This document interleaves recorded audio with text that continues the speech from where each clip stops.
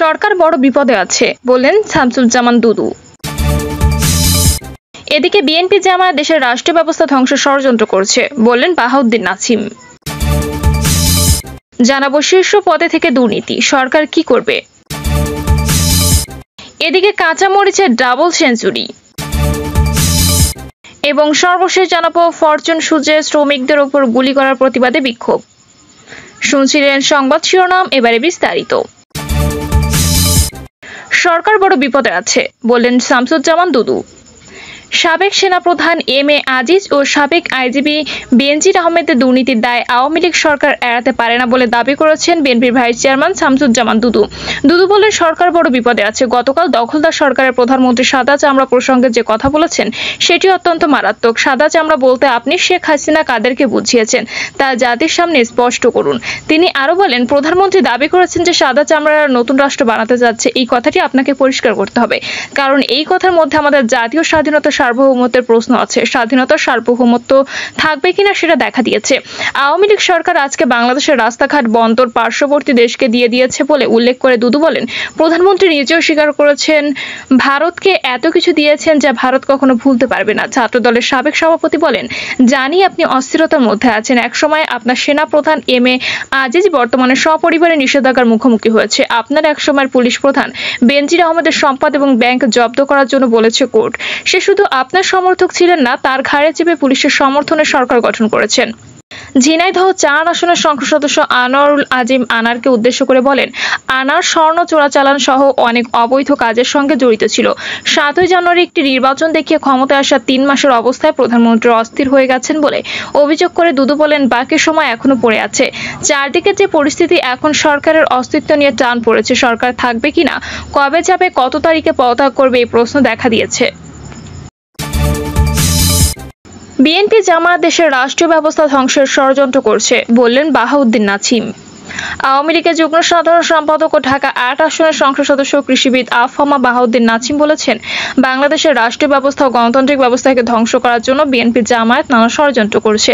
BNP হলে স্বৈরশাসক গোষ্ঠীর ২০ ও ৭৫-এর ঘাতক। এরা এখনো পর্যন্ত বাংলাদেশের বিরুদ্ধে নানা ষড়যন্ত্র অব্যাহত রেখেছে। এরা জামায়াতকে সাথে নিয়ে সাম্প্রদায়িক বিষবাষ্প ছড়িয়ে বাংলাদেশকে ধ্বংস করতে চায়। তিনি বলেন, সাম্প্রদায়িক শক্তিকে ধ্বংস করে বাংলাদেশের জাতীয় পিতার স্বপ্নের সোনার বাংলাদেশ গড়ার লড়াই কিন্তু আমাদের শেষ হয়ে যায়নি। আমরা ধনী গরিবের বৈষম্য কমিয়ে বৈষম্যহীন বাংলাদেশ চাই। আমাদেরকে জাতির পিতার স্বপ্নের সোনার বাংলাদেশ গড়ার জন্য কাজ করতে হবে। দ্রব্যমূল্য বৃদ্ধির জন্য যারা দায়ী তাদের বিপক্ষে আমাদের অবস্থান নিতে হবে। এরা দেশের শত্রু। যারা মূল্য বৃদ্ধি করে এবং সিন্ডিকেটের মাধ্যমে মানুষকে কষ্ট দেয় তাদের বিপক্ষে আমাদের অবস্থান থেকে সরে নজরে রাখতে হবে। তিনি আরো বলেন, দ্রব্যমূল্য যখন বৃদ্ধি পায় তখন সরকার উদ্বিগ্ন হয়। তখন আমরা দেখি একটি রাজনৈতিক দল উচ্ছ্বাস প্রকাশ করে। দাম আরো বৃদ্ধি করার জন্য তারা নানা ধরনের প্রচেষ্টা চালায়। তারা বিভিন্ন অপপ্রচার চালিয়ে অসাধু ব্যবসায়ীদের সুবিধা নেওয়ার জন্য সহযোগিতা করে। এরা কখনো দেশের মানুষের ভালো চায় না। নাছিম বলেন, প্রধানমন্ত্রী দেশরত্ন শেখ হাসিনা ১৯৮১ সালে দেশে ফিরে আসার পর থেকেই লড়াই সংগ্রামের মাধ্যমে বাংলাদেশকে উন্নয়নের সমৃদ্ধ জাতি হিসেবে প্রতিষ্ঠা করার জন্য কাজ করে যাচ্ছেন। বাংলাদেশ আজকে ঘুরে দাঁড়িয়েছে। ঘুরে দাঁড়ানোর নায়ক হলেন বঙ্গবন্ধু কন্যা দেশরত্ন শেখ হাসিনা। আমরা দেশরত্ন শেখ হাসিনার নেতৃত্বে এক থেকে অভিন্ন হয়ে বঙ্গবন্ধুর আদর্শ বাস্তবায়নের জন্য কাজ করে যাচ্ছি।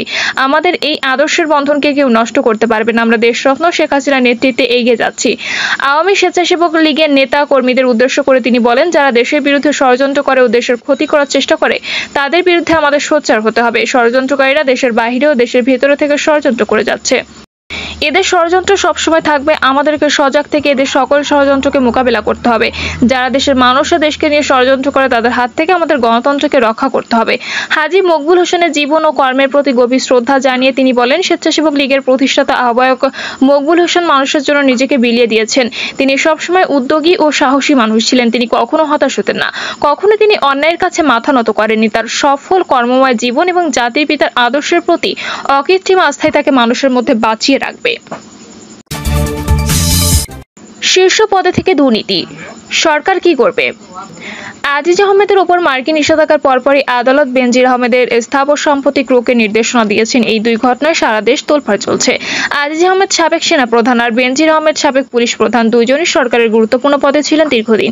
সরকারের বিশ্বস্ত ও আস্থাভাজন এবং ঘনিষ্ঠ ব্যক্তি হিসেবে পরিচিত। শীর্ষ পদে থেকে তারা বেপরোয়া হয়ে উঠেছিলেন বলে যে অভিযোগগুলো উঠেছে, সেই অভিযোগগুলো সরকারকে বিব্রতকর পরিস্থিতির মধ্যে ফেলছে।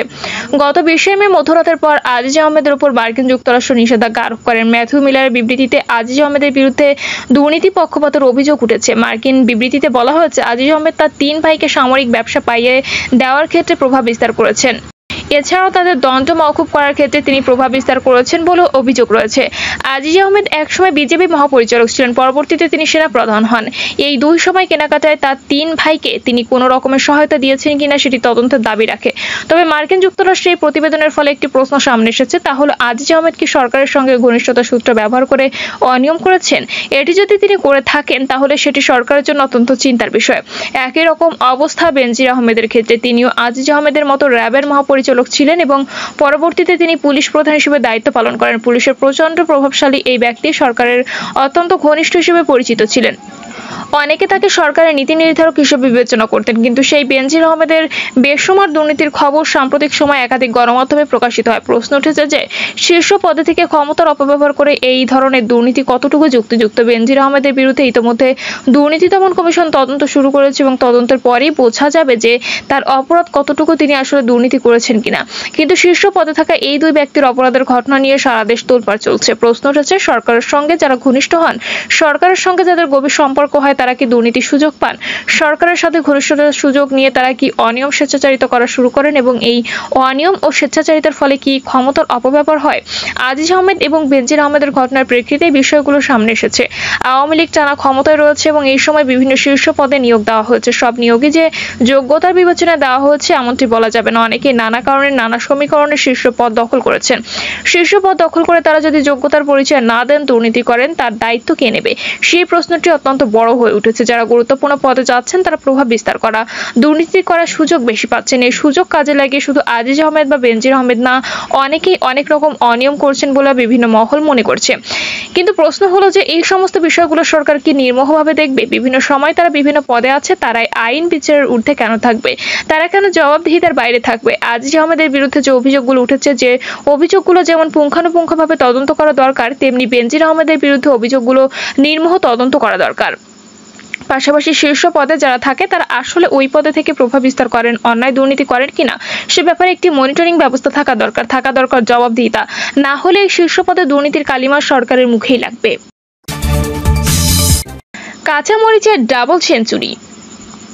এক সপ্তাহ আগেও বাজারে কাঁচামরিচ 120 থেকে 150 টাকায় বিক্রি হতো। সপ্তাহের ব্যবধানে সেটির দাম বেড়ে এখন 200 টাকা পৌঁছেছে। কোথাও কোথাও দাম 220 টাকা নেওয়া হচ্ছে। বিক্রেতারা বলছেন বাজারে কাঁচামরিচের সরবরাহ কম থাকায় দাম বেড়েছে। রাজধানীর বিভিন্ন বাজার ঘুরে দেখা গেছে সব বাজারে কাঁচামরিচ প্রতি কেজি 200 টাকা বিক্রি হচ্ছে। তবে যেসব মরিচের মান কিছুটা ভালো, সে 2-1 জাতের মরিচ 220 টাকায় বিক্রি হচ্ছে। আসন্ন ঈদুল আজহার বাকি প্রায় 1 মাস। এর আগেই বাজারে কাঁচামরিচের দাম বেড়ে গিয়ে 200 টাকায় দাঁড়িয়েছে। গতবার ঠিক এই সময় ঈদুল আজহার আগে কাঁচামরিচের দাম বেড়ে 700 টাকায় ঠেকেছিল। ব্যবসায়ীরা বলছেন এই সময় দেশে কাঁচামরিচের কিছুটা ঘাটতি থাকে, সে কারণে দাম বেড়ে যায়। তখন আমদানি করে কাঁচামরিচের ঘাটতি মেটানো হয়। ব্যবসায়ীদের সঙ্গে কথা বলে জানা যায় কিছুদিনের বৃষ্টির কারণে কাঁচামরিচের দাম বেড়েছে, কারণ দেশের মরিচ গাছগুলো বৃষ্টি হলেই পচে যায়। এছাড়া কিছুদিনের তীব্র গরমে মরিচ গাছগুলো আগেভাগেই নষ্ট হয়ে গেছে। বর্তমানে মরিচের মৌসুম শেষ হয়ে আসায় গাছগুলো শুকিয়ে যাচ্ছে। সব মিলিয়ে বাজারে কাঁচামরিচের সরবরাহ আগের তুলনায় কম হচ্ছে, ফলে দাম বেড়েছে। রাজধানীর মালিবাগের একটি কাঁচা বাজারে খুচরা কাঁচামরিচ বিক্রেতা শহীদুল ইসলাম বলেন, কয়েকদিন আগে কাঁচামরিচ 120 থেকে 150 টাকা বিক্রি করেছি। তারপর থেকে কাঁচামরিচের দাম বেড়ে গেছে। এখন প্রতি কেজি কাঁচামরিচ বিক্রি করছি 200 টাকায়। যদিও এই কাঁচামরিচের মান খুব ভালো না, তবুও পাইকারি বাজার থেকে এই মরিচ বাড়তি দাম দিয়েই কিনে আনতে হয়েছে। পাইকারি বাজারে কাঁচামরিচ খুব কম পাওয়া যাচ্ছে, আগের মতো সরবরাহ নেই পর্যাপ্ত। সে কারণে বাজারে বাড়তি দাম চলছে কাঁচামরিচের। নতুন করে মরিচ ওঠার আগ পর্যন্ত এর দাম বাড়তি থাকবে। রাজধানীর কারওয়ান বাজার থেকে কাঁচা পণ্যের সঙ্গে কাঁচামরিচও কিনে এনে খুচরা বিক্রি করেন আলমগীর হোসেন নামের এক বিক্রেতা। তিনি বলেন, দীর্ঘদিনের ব্যবসার অভিজ্ঞতা থেকে বলছি যে বছরের এই সময় এসে কাঁচামরিচের দাম বেড়ে যায়, কারণ এ সময় কাঁচামরিচের উৎপাদন তেমন ভাবে হয় না, ফলে বাজারে সরবরাহ কম হয়। ক্ষেতের গাছগুলো এখন শুকিয়ে যাওয়ার পথে। তাছাড়া কয়েকদিন বৃষ্টি হয়েছে, যাতে করে গাছগুলো পচে গেছে। পাশাপাশি গত কিছুদিনে তীব্র গরমে আগেভাবে কাঁচামরিচের গাছগুলো শুকিয়ে নষ্ট হয়ে গেছে। তাই বাজারে বাড়তি দাম যাচ্ছে কাঁচামরিচের। রাজধানীর মহাখালী বাজারে অন্যান্য বাজারের সঙ্গে কাঁচামরিচ কিনেছেন বেসরকারি চাকরিজীবী সাইদুল রহমান।